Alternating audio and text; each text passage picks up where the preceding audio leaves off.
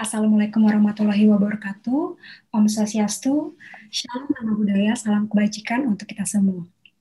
Selamat petang menuju malam saya ucapkan kepada Ketua dan Pengurus Perhimpunan Fisioterapi Neurologi Indonesia yang sudah berkesempatan hadir. Selamat malam untuk senior-senior dan sejawat fisioterapi, mahasiswa fisioterapi, dan seluruh peserta dalam webinar kali ini. Senang sekali saya Dewi Purnama berkesempatan menjadi moderator yang akan memandu jalannya sesi materi dan diskusi dalam webinar ini. Webinar ini diadakan oleh NEPA, yaitu Neurophysio Agent, dengan tagline Webinar NEPA, Let's Take a Moment with Neuroscience. Baik teman-teman, pada webinar ini kita akan mendengarkan materi yang sangat menarik dari seorang senior fisioterapi khususnya di bidang neurologi, di mana beliau akan membawakan materi tentang neuroplastisitas. Dengan judul materi yang akan beliau bawakan adalah konsep neuroplastisitas dan implikasi klinis dalam praktik fisioterapi neurologi. Nah, sebelum memulai materi dan juga sesi diskusi, kembali lagi saya ingatkan untuk teman-teman, bagi teman-teman yang ingin bertanya dapat menuliskan pertanyaannya dalam kolom chat yang tersedia di layar masing-masing, atau teman-teman dapat menggunakan fitur raise hand untuk bertanya secara interaktif kepada pembicara kita. Nah, bagi teman-teman yang berkesempatan mengikuti webinar secara live via YouTube NEPA, dapat menuliskan pertanyaan di kolom komentar live YouTube tersebut. Nah, teman-teman, webinar ini nantinya sesi ini akan terbagi menjadi dua, yaitu sesi materi dan juga sesi diskusi, di mana sesi materi maksimal 2 jam akan ada pemaparan materi dari Pak Herdin dan maksimal selama 1 jam akan ada sesi diskusi tanya jawab. Oke, ada pepatah yang mengatakan jika tidak kenal maka tidak sayang. Saya akan memperkenalkan pemateri kita, walaupun saya yakin sudah banyak teman-teman di sini yang mengetahui siapakah pemateri kita pada malam hari ini. Untuk itu saya akan membacakan CV dari beliau. Baik, nama lengkap beliau adalah Haji Herdin Rusli, SFT Fisio MKes. Beliau merupakan klinisi dan juga pengajar di beberapa institusi fisioterapi yang ada di Indonesia. Beliau juga tersertifikasi TOT sebagai clinical educator oleh IFI dan juga APTIVI. Beliau juga aktif sebagai editor buku intisari latihan yang diterbitkan oleh kedokteran IGC. Beliau merupakan founder dari Prima Fisio.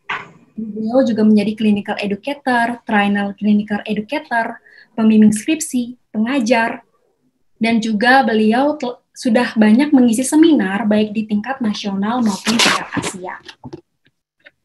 Nah, latar belakang pendidikan beliau sendiri merupakan alumni dari Hasanuddin University, di mana beliau lulus program sarjana fisioterapi tahun 2010, program profesi fisio lulus tahun 2011, dan beliau juga telah menempuh pendidikan S2 program studi biomedis konsentrasi fisiologi. Spesialisasi beliau merupakan fisioterapi neurologi khususnya untuk PNF, MRP, dan functional approach. Beliau juga spesialisasi aplikasi manual dan exercise pada facial system, pada fisioterapi anak, pada konsep ABA dan functional EPPR. Beliau juga spesialisasi manajemen nyeri pada aplikasi BPS dan cognitive functional. Beliau juga spesialisasi untuk pendekatan exercise fisioterapi muskuloskeletal. Beliau juga fokus untuk exercise, edukasi, evidence, dan empowerment. Pengalaman kerja beliau merupakan dosen pada Prodi Fisioterapi Universitas Hasanuddin, pengajar anatomi fisiologi, Prodi Keperawatan dan Administrasi Stikes Kesdam Pelamonia Makassar.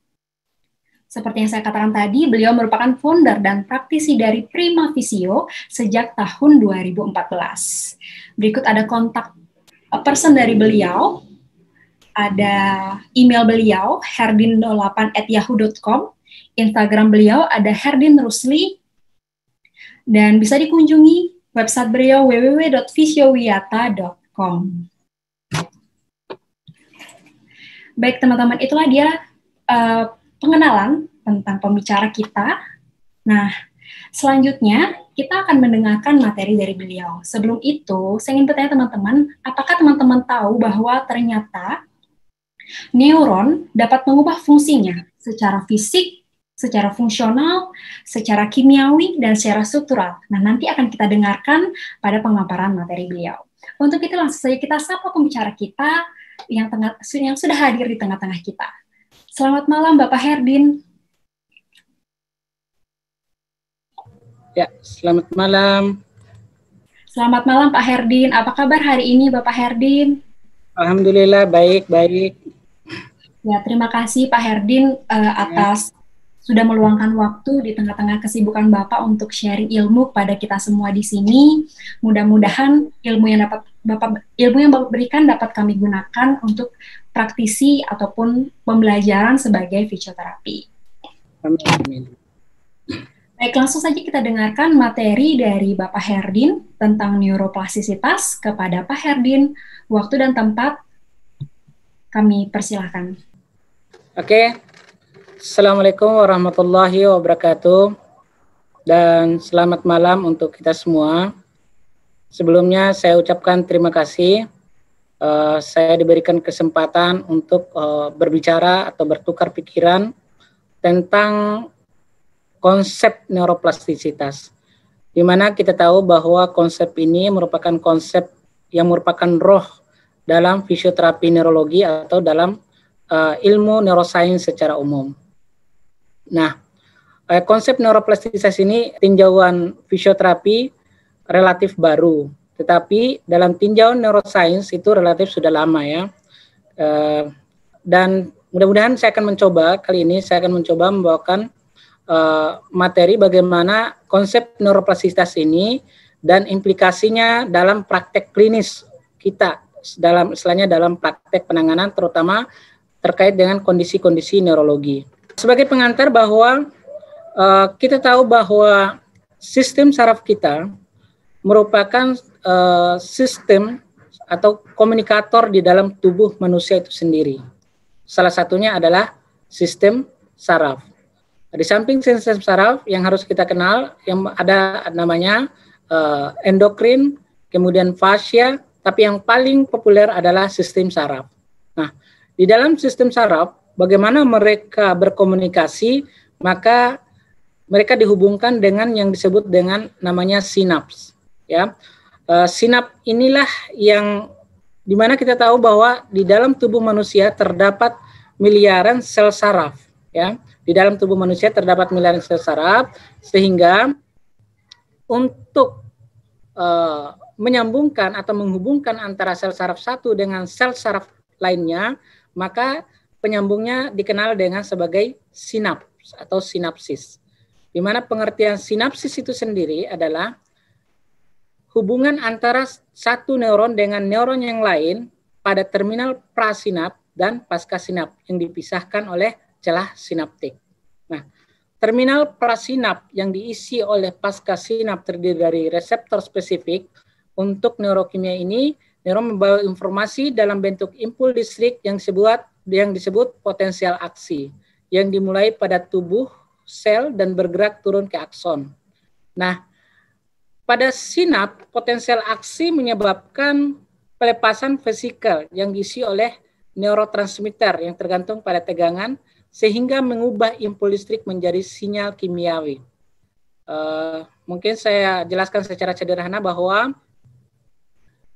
sinap atau komunikasi sel saraf, mereka ternyata dibantu oleh sel kimia yang dikenal dengan nama neurotransmitter atau pembawa informasi saraf.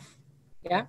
Nah, neurotransmitter inilah yang punya peran terhadap komunikasi sel saraf dari satu sel ke sel yang lainnya, di mana jalur komunikasi itu melalui celah sinap.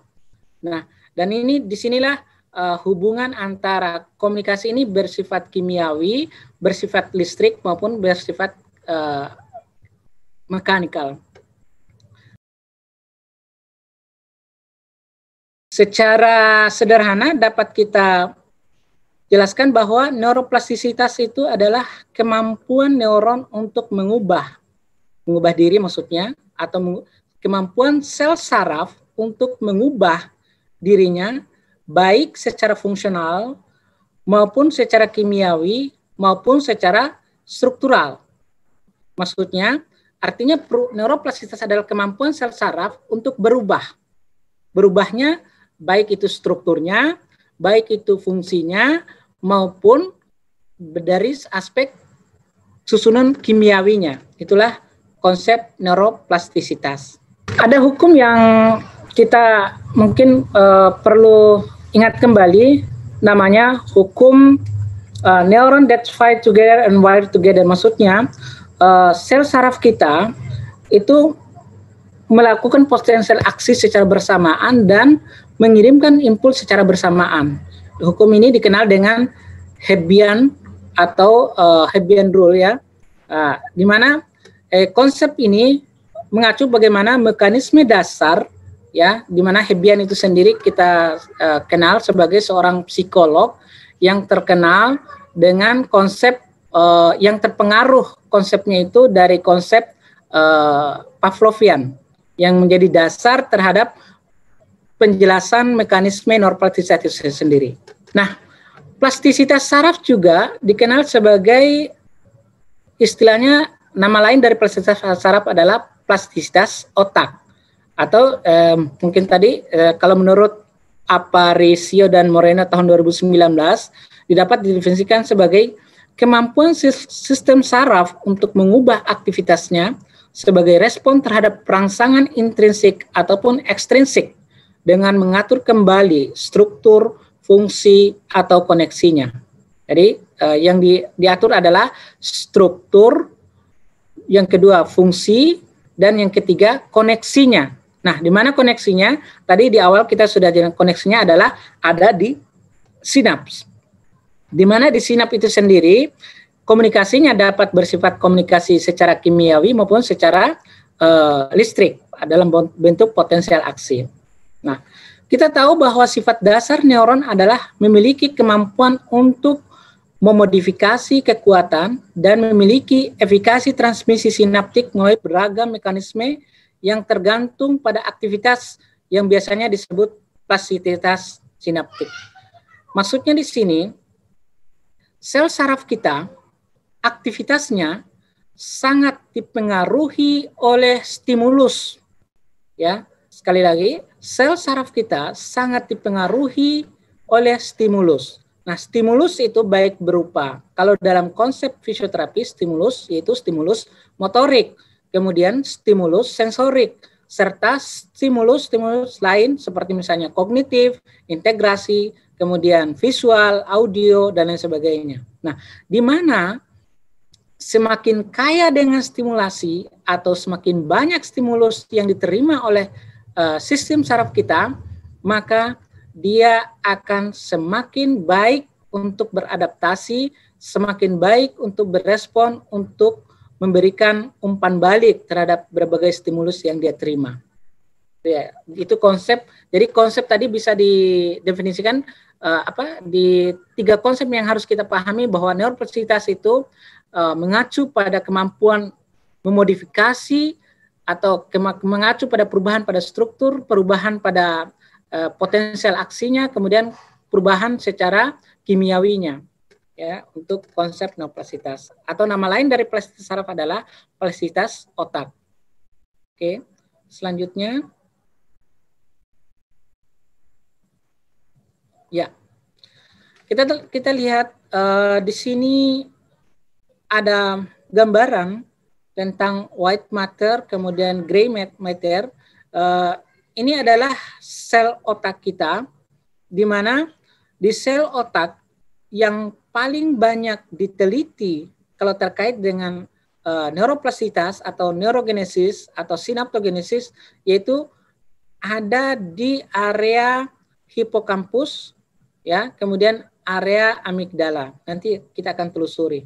Nah, bagaimana secara mekanisme dasar terjadinya neuroplastisitas itu mengacu pada misalnya pembentukan sel, kemudian perbaikan sel saraf, ya, sel genesis atau pembentukan sel saraf. Jadi ada sel saraf yang baru, kemudian sel saraf yang rusak dia akan perbaiki atau repair, kemudian perubahan jalur neural yang ada, artinya hubungan antara sel saraf ini di sekitar sini ini, ya, itu terjadi perubahan, terutama di daerah sinaps, ya. Kemudian pembentukan sel saraf itu sel genesis sama, itu istilah yang sama, sel genesis dan pembentukan sel saraf yang baru. Ya, jadi konsep neuroplastisitas ada 3 konsep yang harus kita pahami secara mendasar. Pertama adalah pemahaman tentang neuroplastisitas itu sendiri. Yang kedua, plastisitas pembentukan sel saraf atau sinaptogenesis, neurogenesis dan pembentukan sinap atau sinaptogenesis. Ya, lanjut. Ya. Nah, secara umum untuk lebih memahami konsep neuroplastisitas ini dapat kita lihat seperti ini, ya. Plastisitas merupakan proses yang dipengaruhi oleh pengalaman, ya. Jadi plastisitas adalah suatu proses yang dipengaruhi oleh pengalaman. Nah, dari pengalaman itu kalau dalam konteks fisioterapi, maka pengalaman yang dimaksudkan di sini adalah pengalaman terutama sistem motorik atau sistem geraknya. Nah, jadi semakin kaya atau semakin ada gerakan baru atau perubahan lingkungan dan sebagainya, itu akan memperkaya pengalaman. Dan terjadinya pengalaman yang banyak, maka akan memunculkan respon neuroplastisitas di sistem saraf kita. Ya, selanjutnya ini kita adalah orang-orang yang mengenalkan pertama kali tentang konsep neuroplastisitas.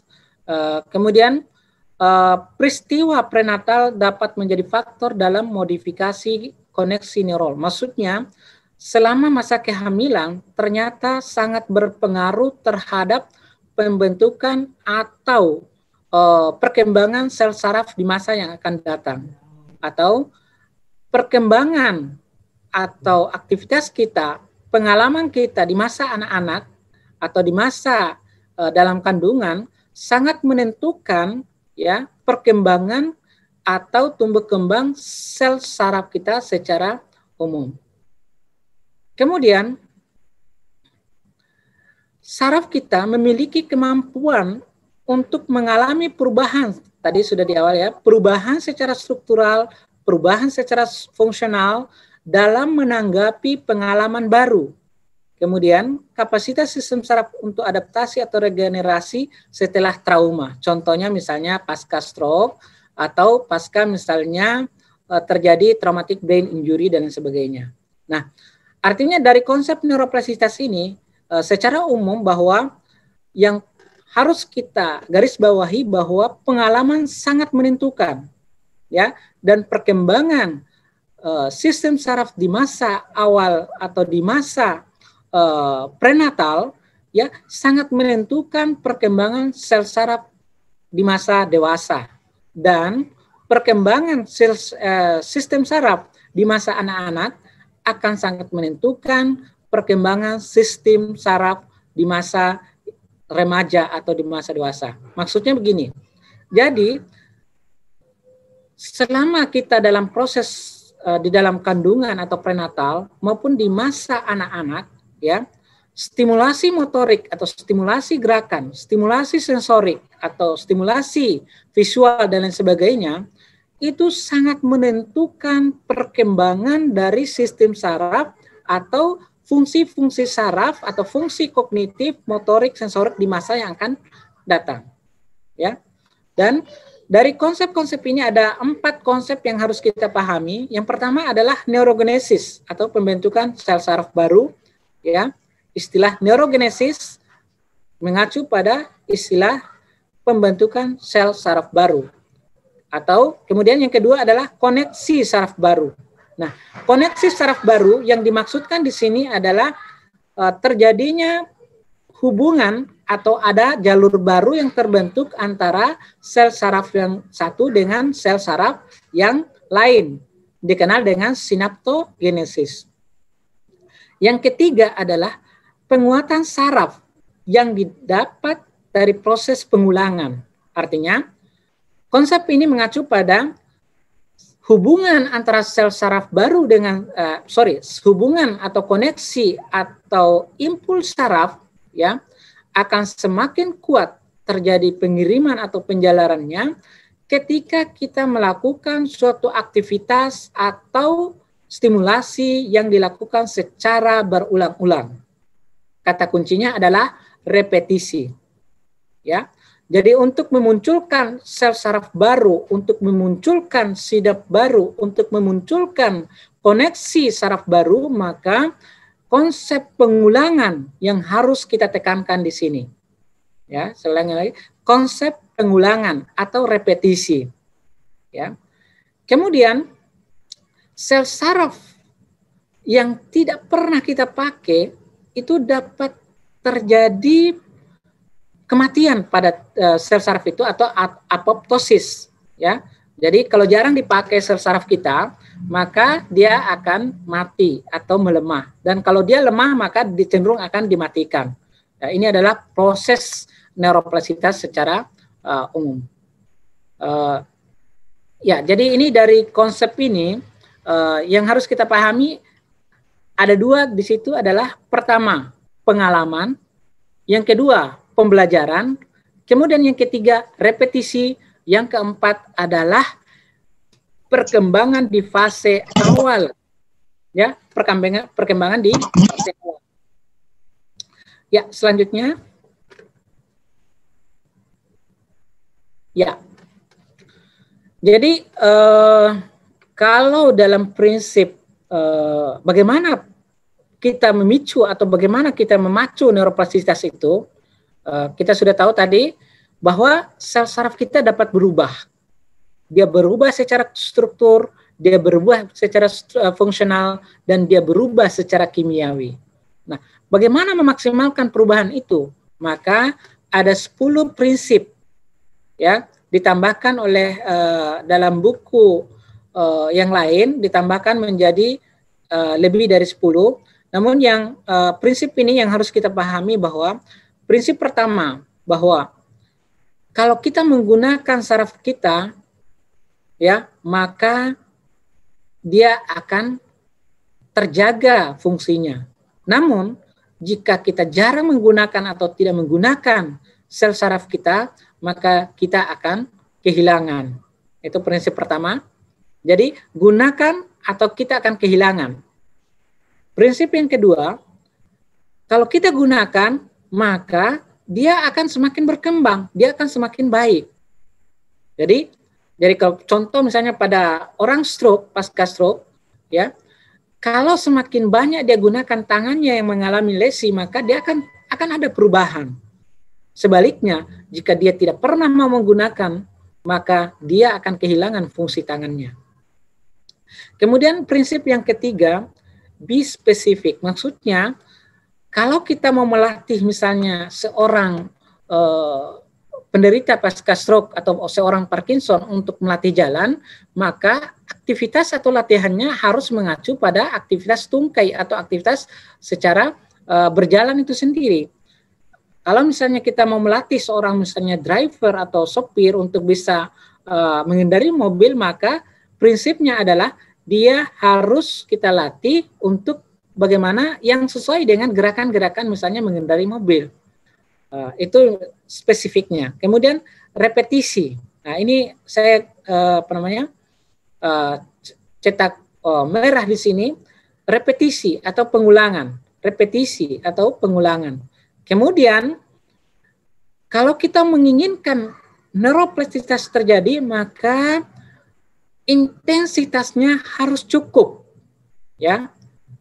Jadi saraf kita, kalau kita menginginkan ada perubahan, maka dia harus cukup intensitasnya. Kalau tidak cukup intensitas, maka tidak akan terjadi perbaikan atau perubahan. Kemudian, silence is important. Maksudnya, di sini adalah pemberian latihan, pemberian aktivitas atau stimulasi, itu harus kita pastikan bahwa dia mengacu untuk memperkuat atau reinforce atau respon itu akan memperkuat sel saraf. Itu maksudnya. Kemudian umur semakin muda akan semakin mudah untuk diberikan stimulasi. Kemudian transference itu maksudnya kalau aktivitas yang serupa, misalnya aktivitas berjalan, kemudian berlari.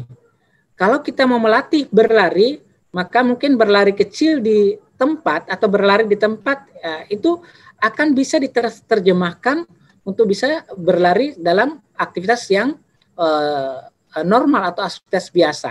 Begitupun misalnya kita melatih tangan kita untuk memegang, maka memegang di benda-benda lain yang sama, yang serupa, maka bisa terjadi di situ. Ya. Kemudian interference, maksudnya interference di sini adalah segala gangguan-gangguan itu dapat berpengaruh. Contohnya misalnya begini, kalau sel saraf kita berikan stimulasi, tapi stimulasinya kurang tepat, maka responnya pun akan atau perbaikannya pun akan berubah. Contohnya, pada orang pasca stroke, kita berikan latihan berjalan, tetapi kita tidak koreksi cara berjalannya, maka cara berjalan yang salah itulah yang akan diterima, yang diinput dan disimpan sebagai memori jangka panjang. Dan inilah yang dikenal dengan atau gangguan, atau yang bisa istilahnya konsep neuroplastisitas yang salah atau maladaptasi. Kemudian yang berikutnya adalah ekspektasi pasien. Ekspektasi pasien sangat menentukan perubahan atau respon dari sistem saraf. Atau semakin aktivitas itu diminati oleh pasien, maka respon neuroplastisitas akan semakin baik. Kemudian reward and feedback, setiap aktivitas, setiap kegiatan kita berikan hadiah atau konsekuensi terhadap kegiatan tersebut. Kemudian environment, maksudnya lingkungan. Lingkungan yang kaya dengan stimulasi, yang kaya dengan jenis-jenis stimulasi, baik itu visual, audio, sensorik, kemudian taktil, dan sebagainya, itu akan semakin membuat respons sel saraf kita semakin baik. Ya. Atau dengan kata lain, lingkungan yang kaya stimulasi, maka respon neuroplastisitas akan semakin baik. Ya. Sebaliknya, lingkungan yang kurang stimulasi, maka respon neuroplastisitas akan semakin buruk. Contohnya misalnya, kalau pada pasien kita hanya melatih dia di tempat tidur tanpa memberikan misalnya input-input sensorik yang lain, misalnya kita bawa ke pantai atau apa, maka respon itu hanya terbatas pada lingkungan yang membosankan. Ya. Dan itu tidak memaksimalkan fungsi neuroplastisitas itu sendiri. Selanjutnya, segala aktivitas atau tasking itu harus menyenangkan bagi pasien. Kemudian, prinsip yang harus kita terapkan dalam bagaimana memaksimalkan respon neuroplastisitas adalah respon bagaimana saling membantu. Ya, selanjutnya. Oke, tadi sudah di awal kita konsep neuroplastisitas dan konsep neurogenesis itu adalah dua istilah yang hampir sama. Tetapi kalau konsep neurogenesis, perbedaannya ini ya, itu mengacu pada kemampuan saraf untuk menghasilkan sel saraf baru. Ya, neurogenesis. Neurogenesis artinya pembentukan sel saraf baru. Kemudian neuroplastisitas itu mengacu pada kemampuan sel saraf kita untuk membentuk koneksi baru dan memperkuat hubungan atau koneksi antar sel saraf. Jadi sudah jelas di sini perbedaannya. Neurogenesis itu mengacu pada pembentukan sel saraf baru, kemudian neuroplastisitas mengacu pada koneksinya, baik itu terbentuknya koneksi baru atau dikuatkan koneksi baru dari dikuatkan koneksi-koneksi antar sel saraf. Itu ya. Jadi kita sudah bisa memahami perbedaan dua konsep ini. Selanjutnya, lalu pertanyaan kita, bagaimana otak kita berubah? Bagaimana otak berubah? Ya, pertama tadi, jadi perubahan itu mengacu pada konsep neurogenesis atau pembentukan sel saraf baru atau pembentukan neuron baru pada bagian tertentu di sepanjang daur kehidupan. Maksudnya dari kita mulai dalam kandungan sampai ke liang lahat itu proses pembentukan sel saraf itu terus terjadi. Itu sangat tergantung bagaimana stimulasi yang kita berikan. Selanjutnya, sinaps baru. Sinaps baru mengacu pada pengalaman dan keterampilan baru yang dapat menciptakan koneksi baru di sel saraf. Maksudnya begini, sinaps baru terbentuk atau dapat terbentuk ketika kita memberikan stimulasi-stimulasi, misalnya gerakan-gerakan baru. Misalnya gerakan yang mungkin selama ini kita hanya gerakan-gerakan standar aja, tetapi kita modifikasi menjadi gerakan-gerakan yang spesial atau khusus, misalnya menjadi dalam bentuk dansa, dalam bentuk gerakan-gerakan spesifik lainnya. Maka semakin spesifik atau semakin ada gerakan baru, maka terbentuk pengalaman baru, pengalaman gerak maksudnya. Nah, pengalaman gerak baru itulah yang menciptakan terbentuknya sinaps baru. Selanjutnya, sinaps-sinaps yang tidak dipakai atau tidak digunakan itu dilemahkan, ya. Jadi sel saraf kita kalau tidak dipakai maka akan dilemahkan atau dimatikan. Namanya istilahnya adalah apoptosis. Kemudian penguatan sinaps. Jadi ada penguatan sinaps. Bagaimana memperkuat sinaps kita? Ya, praktekkan. Bagaimana memperkuat sinaps kita? Maka ulangi. Artinya praktek, and repetisi atau ulangi. Nah, kalau konsep itu yang kita terapkan, maka sinaps kita akan semakin kuat hubungannya. Jadi praktekkan, more praktek, atau ulangi, maka akan terbentuk atau sinaps atau penguatan di hubungan antara sinaps satu dengan yang lainnya, atau hubungan antara sel saraf baru dengan sel saraf lainnya, dipicu oleh bagaimana kita mempraktekkannya atau mengulanginya dari aktivitas tersebut. Ya, selanjutnya konsep atau implikasi secara sederhana terkait dengan neuroplastisitas dalam fisioterapi neurologi. Paling tidak ada beberapa konsep yang berhubungan yang harus kita pahami. Mungkin yang saya bikin ini saya sederhanakan, tetapi untuk pengembangan teman-teman bisa mengembangkan atau bisa memperkaya dan bagaimana menghubungkan antara konsep satu dan konsep lainnya itu bisa diteruskan atau bisa dikembangkan. Nah, konsep neuroplastisitas terkait dengan aktivitas fisik. Nah, kita tahu bahwa aktivitas fisik yang kurang, maka sinaps akan semakin rendah atau melemah dan tidak terjadi pembentukan sel saraf baru. Dan kalau ada sel saraf yang lemah, maka dia cenderung dimatikan. Nah, kalau aktivitas fisik seseorang atau klien kita rendah, maka sel sarafnya dalam keadaan terancam. Artinya dia bisa mati, dia bisa kehilangan koneksi, dan dia bisa sinapsnya, hubungannya kurang kuat. Itu maksudnya. Kemudian yang kedua adalah exercise atau latihan. Nah, di mana exercise ini ya masih aktivitas fisik. Kalau perbedaan aktivitas fisik dan exercise itu berbeda ya. Exercise mengacu pada prinsip teratur, terukur, terstruktur, dan benar. Kalau aktivitas fisik ya aktivitas fisik ya, tidak ada intensitas di situ, tidak ada aturan dosis atau FITT-nya di situ.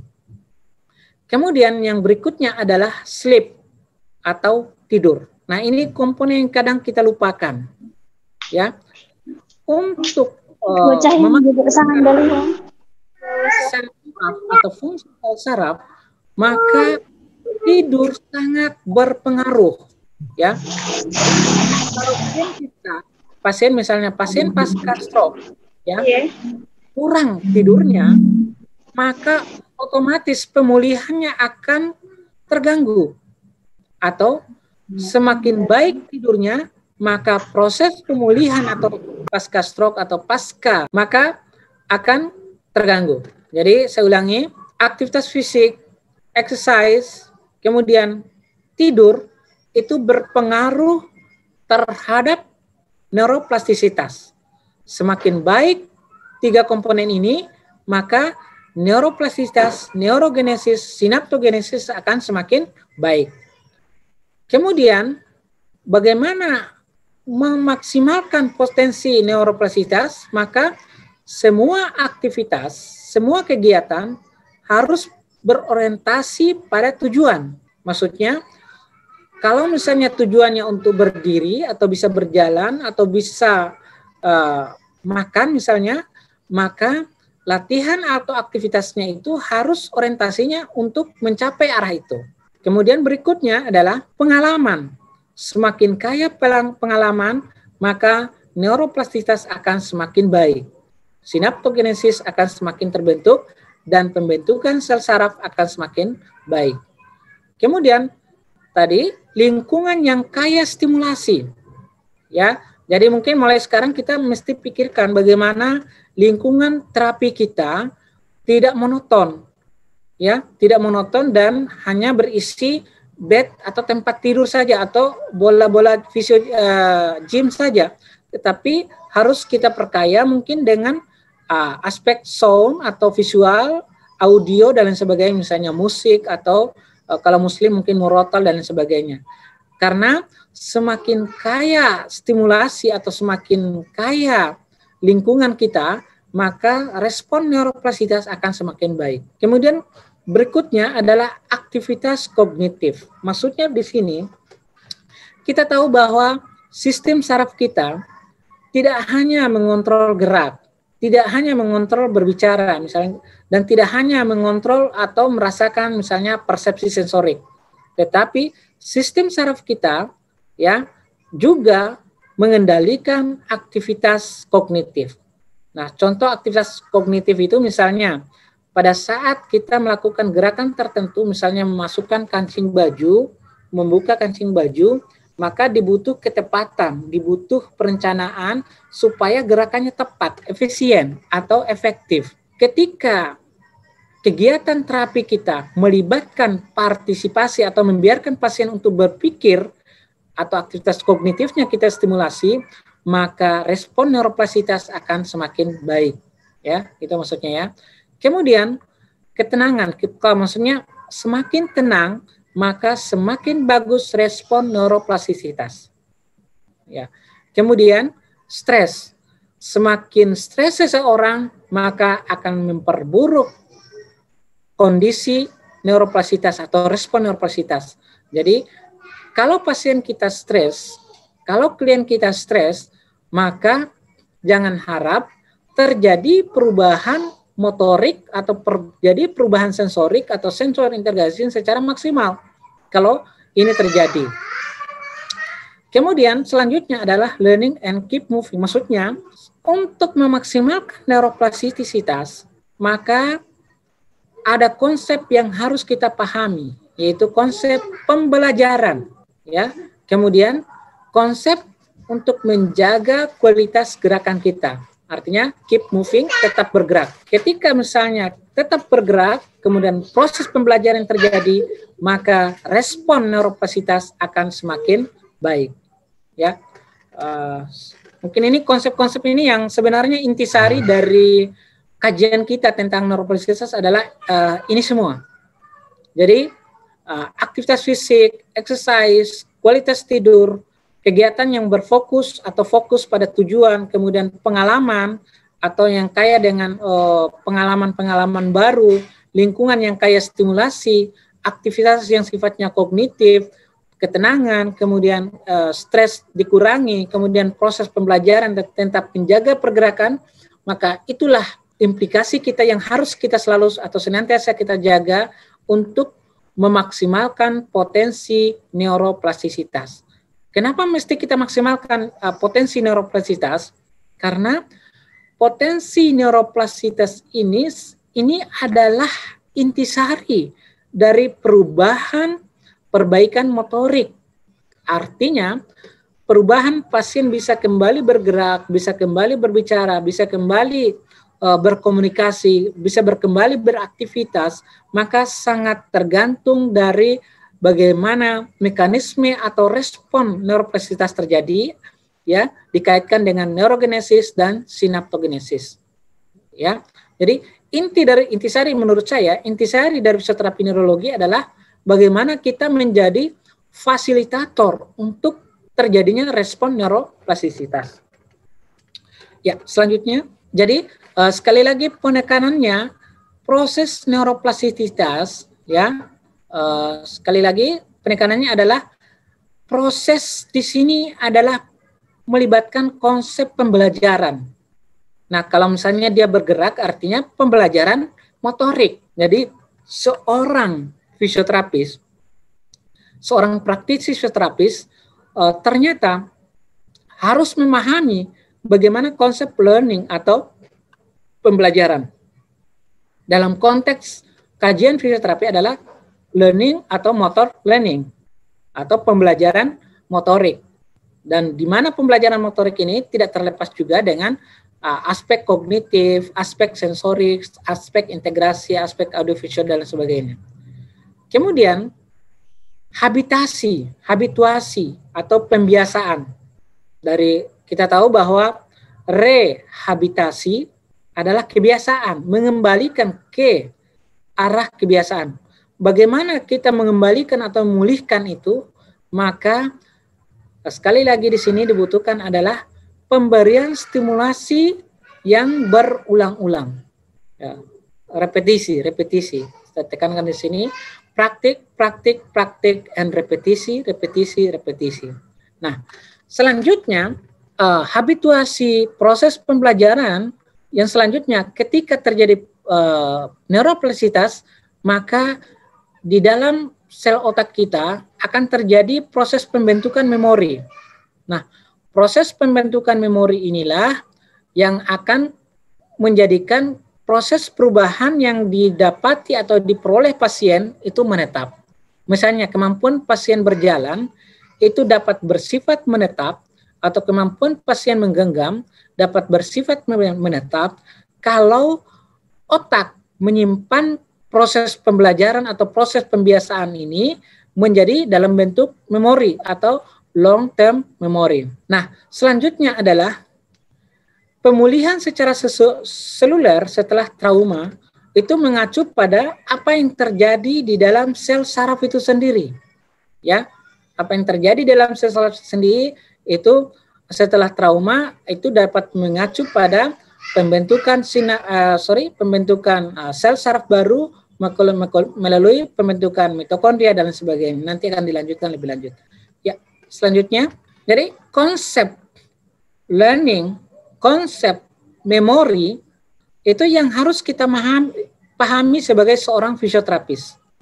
Ya, learning and memory artinya fisioterapis juga di sini dia harus bisa berperan sebagai edukator bagi pasiennya.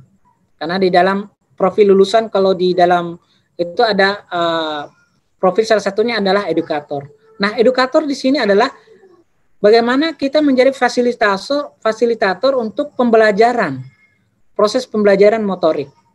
Nah, kemudian proses belajar kemudian dibentuk dalam memori. Selama pembelajaran memori, daerah otak yang besar dan menunjukkan aktivitas sinaptik.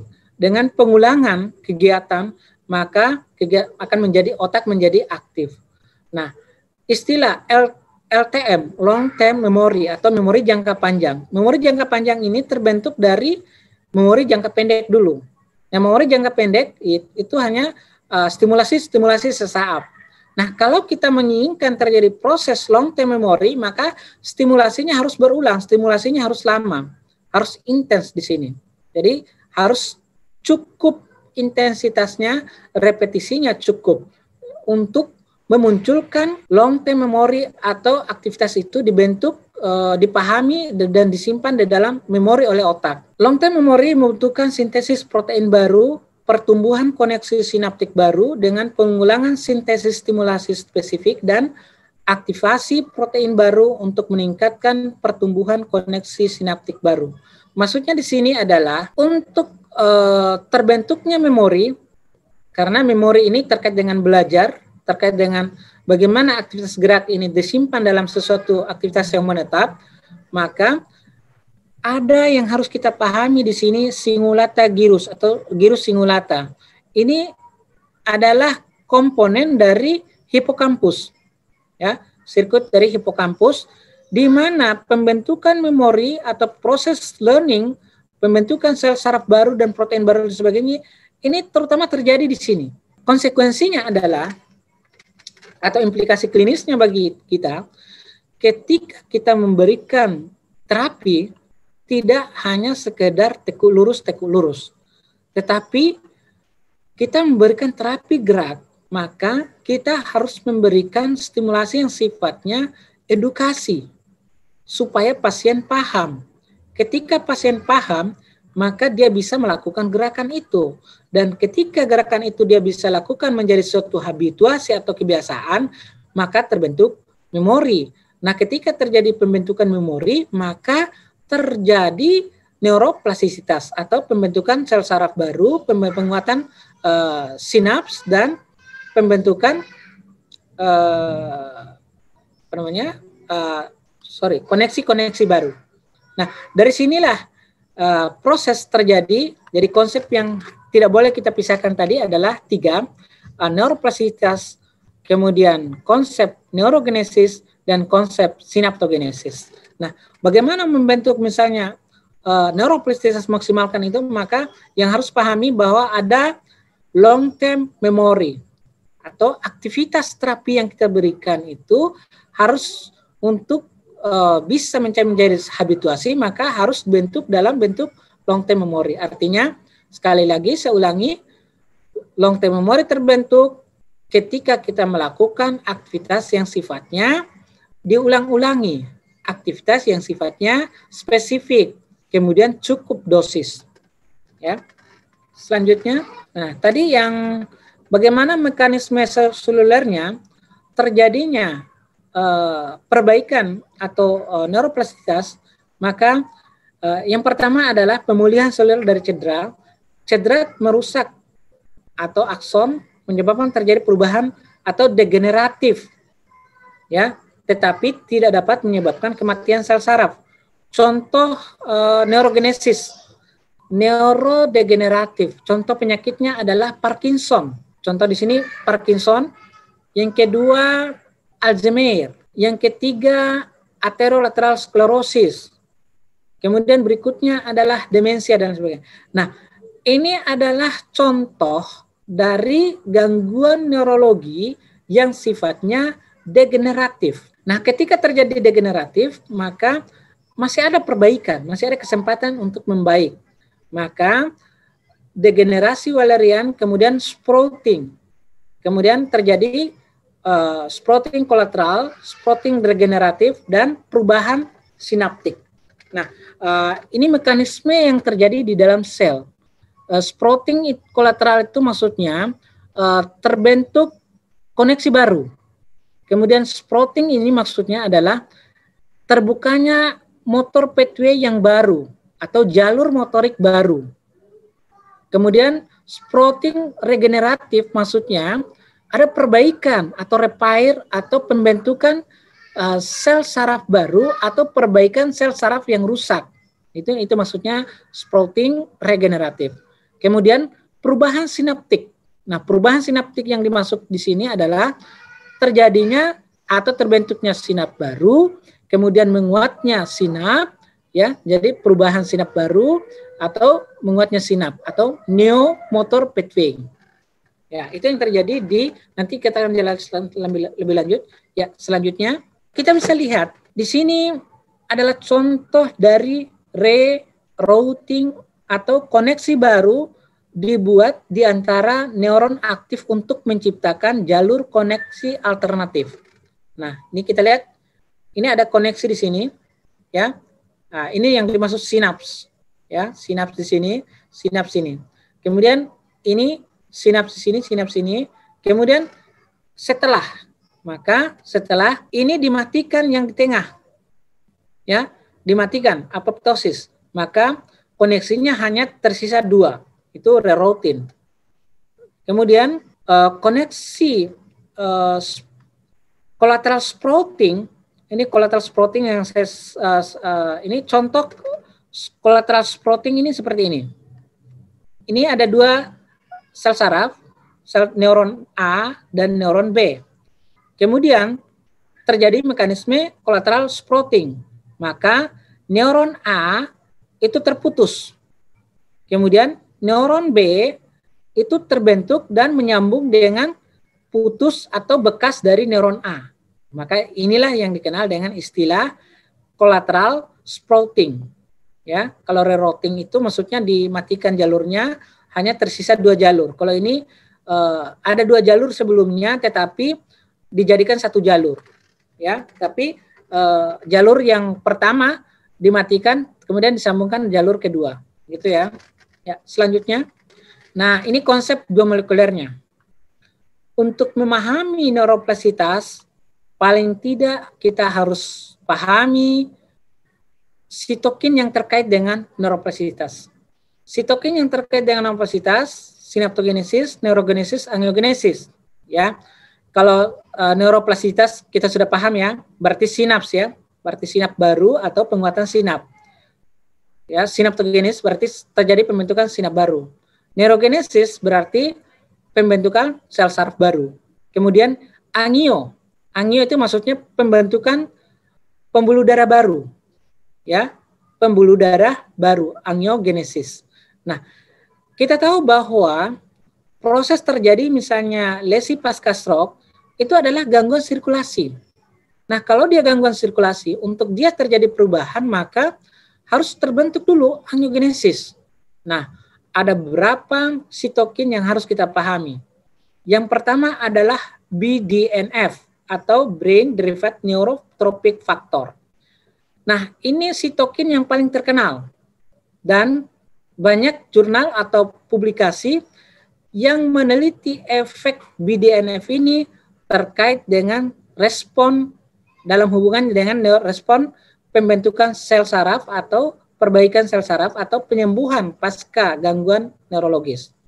Ya, BDNF. Kemudian berikutnya adalah GDNF, Glial Derived Neurotrophic Factor. Ini adalah komponen dari sitokin yang ada di sel saraf. Kemudian IGF-1, Insulin Growth Factor. Ini sangat terkait dengan pembentukan sel atau perbaikan atau reparasi sel. Maka ini sangat dipengaruhi oleh insulin IGF ini. Kemudian kalau ini FAGF ini adalah sitokin yang sangat berpengaruh atau terkait dengan ini pembuluh darah, ya, pembuluh darah. Kemudian berikutnya adalah Fibroblast Growth Factor atau FGF, itu terkait dengan pembentukan atau reparasi sel. Tetapi yang harus kita pahami, mungkin juga muncul di soal mungkin ini nanti, BDNF ini yang paling terkenal dan paling banyak diteliti dalam kaitannya dengan terjadinya respon neuroplastisitas. Berikutnya, jadi dengan pemahaman yang saya sebutkan sebelumnya, pemahaman ini mengantarkan kepada kita bahwa seorang fisioterapis dalam kaitannya dengan respon neuroplastisitas adalah menjadi fasilitator, ya. Untuk seorang fisioterapis itu harus bisa menjadi fasilitator. Bagaimana kita menjadi fasilitator? Maka konsep yang sudah saya jelaskan sebelumnya, maka kita pahami, dan itu yang harus kita pertimbangkan dalam setiap keputusan klinis kita. Kemudian kata kunci untuk menjadi fasilitator untuk respon neuroplastisitas adalah aspek pengulangan. Ya, saya harus ulang-ulangi ini supaya dipahami juga sebagai metode pembelajaran baru atau supaya neuroplastisitas kita membaca masalah ini atau konsep ini terbentuk juga. Saya ulangi lagi, pengulangan. Ya, kemudian intensitas. Berikutnya harus progresif. Artinya kalau dosis hari ini 1 kali, maka usahakan untuk memunculkan neuroplastisitas, maka besoknya harus 2 kali. Lusanya harus 3 kali. Ya, dan seterusnya. Artinya ada penambahan secara progresif setiap aktivitas atau setiap dosis terapi yang kita berikan. Kemudian berikutnya adalah motor relearning. Jadi terkait dengan neuroplastisitas, maka untuk memaksimalkan potensi itu, maka kondisi fisik pasien harus dalam keadaan prima. Nah, ketika kondisi fisik prima, maka respon neuroplastisitas akan semakin baik. Artinya apa di sini konsekuensi atau implikasinya? Artinya setiap pasien yang kita berikan latihan atau program intervensi fisioterapi, maka kita harus mengkondisikan pasien dalam keadaan kondisi prima. Nah, bagaimana caranya? Bagaimana caranya adalah ya tadi kita informasikan pasien malamnya harus cukup tidurnya, kemudian atau jangan begadang, kemudian mengkonsumsi gizi yang seimbang, kemudian tidak terlalu stres dan tidak terlalu banyak mikir, yang penting fokus di latihan dan sebagainya. Artinya kita kondisikan pasien supaya dia dalam kondisi fit. Nah, ketika dia dalam kondisi fit, maka respon atau outcome dari hasil terapi kita akan semakin maksimal.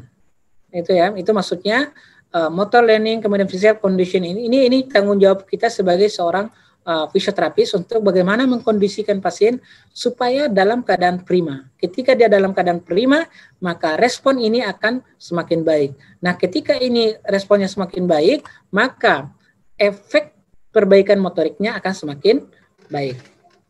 Selanjutnya, kemudian berikutnya adalah tadi sudah singgung salah satu sitokin yang terkait dengan terjadinya peristiwa neurogenesis, neuroplastisitas atau sinaptogenesis adalah brain derived neurofactor. BDNF adalah sitokin yang membantu otak kita dalam beradaptasi dan belajar. Dan semua bentuk neuroplastisitas diperbaiki dan dipengaruhi oleh level sitokin BDNF atau BDNF. Ini kata kuncinya. Jadi teman-teman mahasiswa yang masih mahasiswa mungkin bisa nanti meneliti tentang efek terapi apa misalnya PNF misalnya, aktivitas fungsional misalnya, atau latihan X misalnya terhadap ekspresi BDNF. Ini serum bisa diukur dengan mengukur serumnya. Di mana untuk perbaikan motorik dan sebagainya itu sangat ditentukan bagaimana kadar dari sitokin ini BDNF. Jadi sekali lagi BDNF atau brain derived neurofactor. Ya, selanjutnya lebih jauh BDNF adalah protein, ya, protein dimer kecil yang secara struktural terkait dengan faktor pertumbuhan saraf. Kemudian secara luas terdapat di dalam otak mamalia dewasa. Kemudian secara klasik BDNF mengatur perbedaan dan kelangsungan hidup jangka panjang neuron di otak pada populasi tertentu untuk berkembang dan aktivitas modulasi tergantung dari dendrit dan pertumbuhan aksonal. Maksudnya di sini adalah ini lebih jauh tentang apa itu BDNF. BDNF itu adalah sitokin, yaitu protein kecil, ya, dan dia mempengaruhi perbaikan sel saraf. Jadi kalau ingat neuroplastisitas maka ingat BDNF karena ini komponen yang sangat esensial untuk perbaikan atau pemulihan pasca cedera atau pasca ada gangguan neurologis. Kemudian selanjutnya, bagaimana kerja dari BDNF itu? Ini kita lihat mekanisme kerjanya. Mungkin ini agak mulai sulit ya, karena ini sudah masuk biokimianya atau biomolekulernya. Ini pro BDNF. Misalnya terjadi hipoksia atau iskemik. Contohnya adalah stroke. Ketika stroke, maka otak secara otomatis akan mengeluarkan BDNF. Ya, kemudian dia akan berikatan dengan troponin kinase.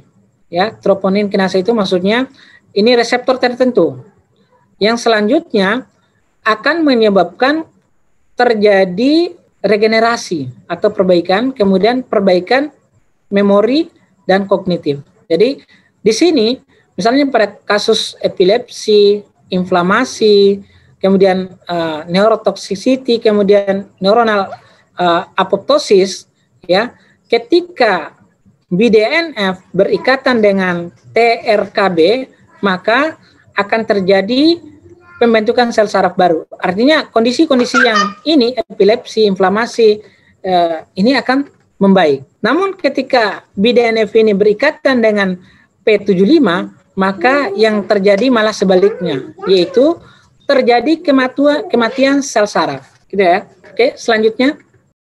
Secara khusus, bagaimana kita sebagai seorang fisioterapis memicu atau menstimulasi BDNF? Nah, untuk memicu atau menstimulasi BDNF, maka fisioterapis punya tanggung jawab bagaimana memberikan presepan atau mendorong pasien untuk melakukan exercise atau latihan secara reguler. Kemudian, nutrisi, kualitas tidur, jadi hampir semua level perbaikan atau pemulihan pasca stroke atau pemulihan pada gangguan neurologis itu sangat ditentukan oleh kualitas tidur.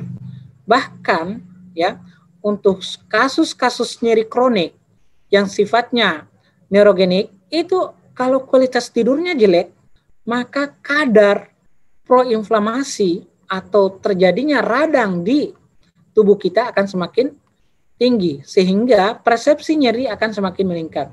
Ini artinya kita harus menginformasikan kepada pasien kita untuk selalu menjaga kualitas tidurnya. Kemudian manajemen stres. Stres kalau tidak dikelola maka akan berpengaruh terhadap BDNF. Artinya 4 komponen ini kalau dia baik maka BDNF itu meningkat. Dan ketika 4 komponen ini jelek maka BDNF akan atau levelnya akan menurun.